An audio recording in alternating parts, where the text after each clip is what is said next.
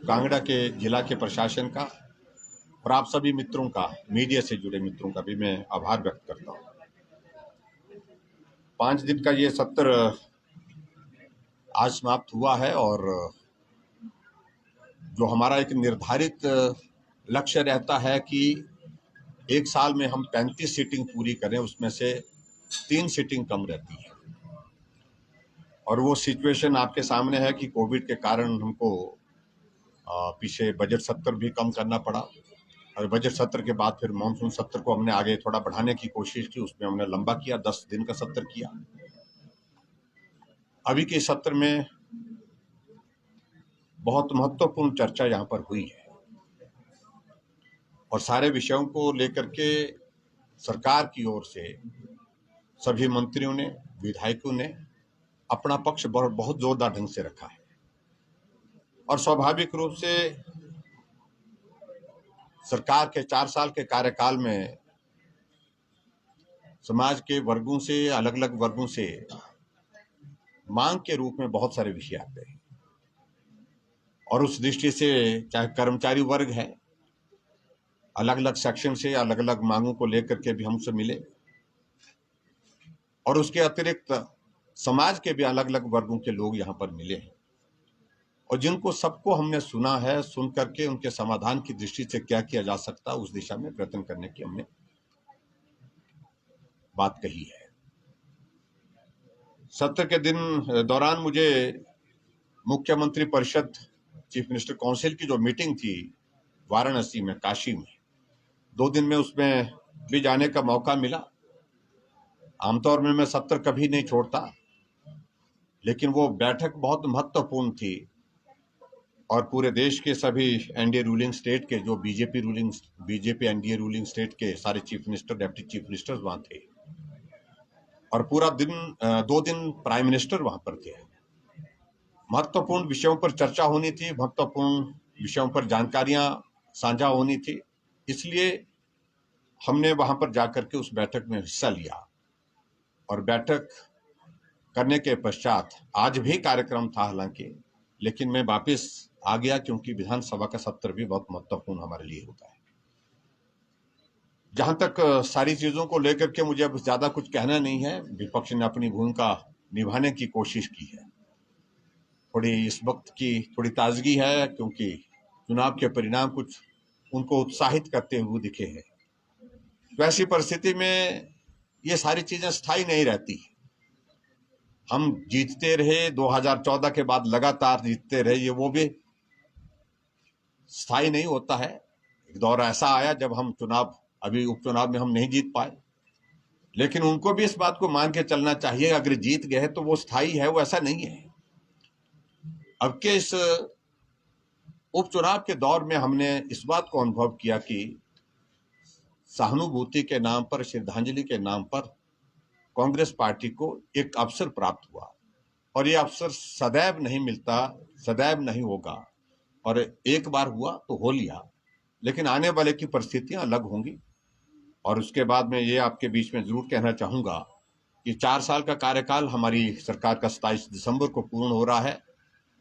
1 साल पूर्ण होने पर प्रधानमंत्री नरेंद्र मोदी जी हमको शुभकामनाएं देने, आशीर्वाद देने के लिए धर्मशाला आए थे और 4 साल पूरा होने पर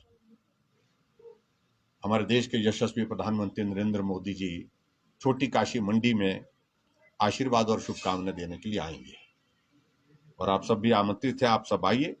और मैं इतना ही कहना चाहता हूं कि हमने कोशिश की है इन 4 वर्ष के कार्यकाल में हिमाचल प्रदेश को हिमाचल की संस्कृति के मुताबिक आगे बढ़ाएं, आगे चलाएं। यहाँ की संस्कृति, यहाँ की संस्कार, उन सारी बातों को ध्यान में रखते हुए, देवभूमि हिमाचल प्रदेश है। देवभूमि के नाम से इसलिए कहते हैं क्योंकि यहाँ के मनुष्य भी, आदमी भी देवतुल्य हैं, तो इसलिए उस संस्कार और संस्कृति के साथ हम काम करते हुए प्रगति करें, आगे बढ़े। उस दृष्टि से मैं कह सकता हूं कोविड का इतना बड़ा संकट आने के बावजूद भी अब काफी हद तक सफल हुए हैं, ये मैं कहना चाहता हूं। सर, कैग की रिपोर्ट आई है सर, उसमें वित्तीय प्रबंधन को लेकर सवाल उठे हैं, आमदनी हमारी कम हो गई और खर्चा ज्यादा। स्वाभाविक रूप से जो हालात हैं हमारे हिमाचल प्रदेश के, कोविड की स्थिति एक अलग तरह की स्थिति है और कैग की रिपोर्ट आमतौर पर आज से पहले भी आती रही, तो उसमें इस बात का जिक्र सदैव ही होता रहा है कि आय से ज्यादा खर्चा हो रहा है, आय के संसाधन खड़े करिए। इस बात का सुझाव उनकी ओर से आता है। तो अब की बार भी आया है, निश्चित रूप से आया है, और इस बात से हम सहमत हैं। लेकिन इसके लिए वर्तमान सरकार ही इसके लिए दोषी है, ऐसी स्थिति नहीं है, क्योंकि हालात जो लंबे समय तक सत्ता में रहे उन लोगों के कारण ये स्थिति बनी है। जब ये हिमाचल प्रदेश 4 वर्ष पहले हमने यहाँ पर नेतृत्व की दृष्टि से संभाला था, तो उस वक्त हम हिमाचल प्रदेश में जो है वो जो ऋण की दृष्टि से तो कहाँ पहुंच गए थे, इस बात को लेकर के मुझे उन आंकड़ों में जाऊंगा मैं तो वो सारी चीजें वो उनको परेशान करने वाली हैं, तो इसलिए मैं उनका जिक्र नहीं करना चाहता हूं। लेकिन आने वाले समय में हालात ठीक हों, कोविड के दौर से अगर हम बाहर निकलें, तो ऐसी परिस्थिति में हिमाचल में निश्चित रूप से मैं देखता हूं कि संभावना अभी तक भी है कि हम अपनी आर्थिकी को सुधारने की स्थिति में बढ़ सकते हैं। सर, सदन में सर्वांगीण विकास के मुद्दों को लेकर चर्चा हुई, लेकिन एक साल में अगर हम काउंटर करें तो मरीज जो है हिमाचल प्रदेश से 2,75,000 मरीज पीजीआई के लिए रेफर हो रहे हैं। हिमाचल प्रदेश में स्वास्थ्य सुविधाएं बेहतर हो, इसके लिए सरकार क्या? देखिए, एक बात इस बात को मान करके चलना पड़ेगा, ये आंकड़ा मुझे मालूम नहीं कितना वेरीफाइड है, लेकिन फिर भी आंकड़े के ये मुझे मालूम नहीं कहाँ किस हॉस्पिटल की किसकी बात कर रहे हैं, कि आईजीएमसी से बात कर रहे हैं, पूरे हिमाचल प्रदेश से अगर बात कर रहे हैं। अगर रेफर्ड केस हैं, देखिए अपना इलाज करने के लिए हर व्यक्ति बेहतरीन स्वास्थ्य संस्थान में जाता है,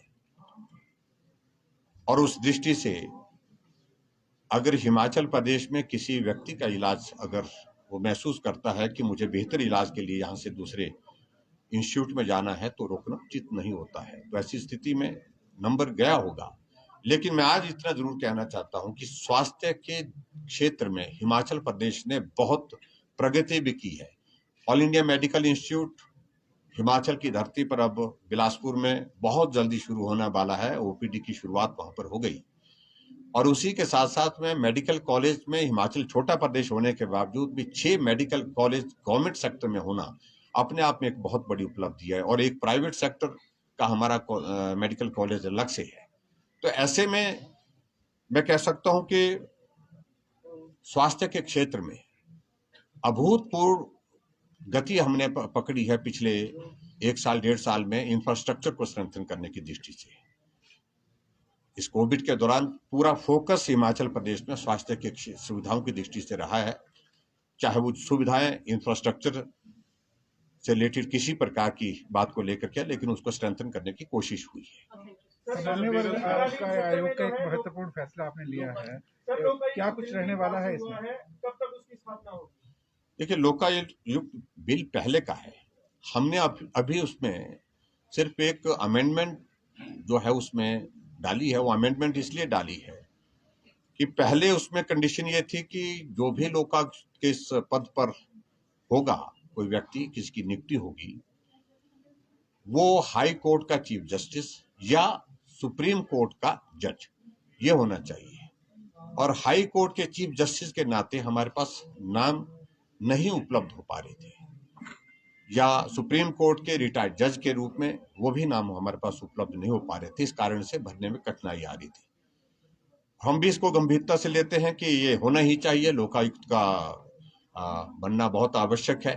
और उस दृष्टि से हमने अब जो है, बाकी राज्यों ने, बहुत सारे राज्यों ने इस दिशा में आगे बढ़ करके काम किया। उनने हाई कोर्ट के चीफ जस्टिस के अलावा हाई कोर्ट के जस्टिस को भी इसमें जो है वो बनाने का प्रावधान जोड़ा है। उसी प्रावधान को हमने इस अमेंडमेंट के तहत जोड़ा है।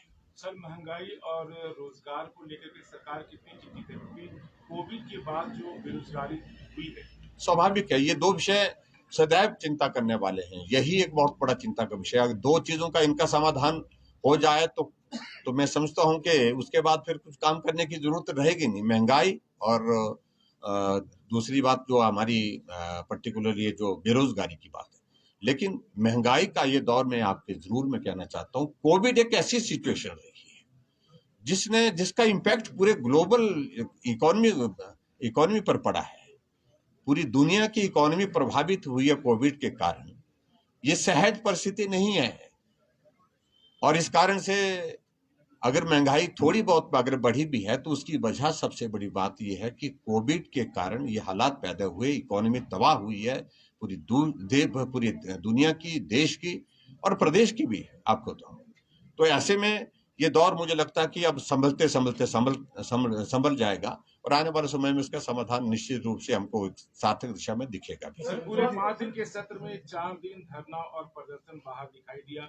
सरकार हर मांग को लगभग मानती हुई नजर आई, लेकिन सरकार ने पहले ये कदम क्यों नहीं उठाया? देखिए, मैं एक बात कहूं, ये जो खासतौर से ये विंटर सेशन जब चौथे साल का होता है तो ये सारी जगह ये तो आते रहे जाते रहे, यहाँ तो लोग धरना लगा करके ही बैठते थे, हमने ऐसे भी देखा है।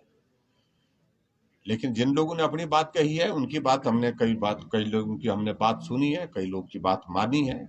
जो मानने के लायक थी उसको माना है, जो सुनने के लायक थी उसको सुना है और आने वाले समय में विचार करेंगे उन सारी चीजों को लेकर के। उसके लोकतांत्रिक व्यवस्था है, अपनी बात कहने का अधिकार है। प्रदर्शन सरकार के खिलाफ करना कोई, मैं इसमें ऐसा नहीं मानता हूं कि कोई नई चीज है, ये लोकतांत्रिक व्यवस्था का हिस्सा है।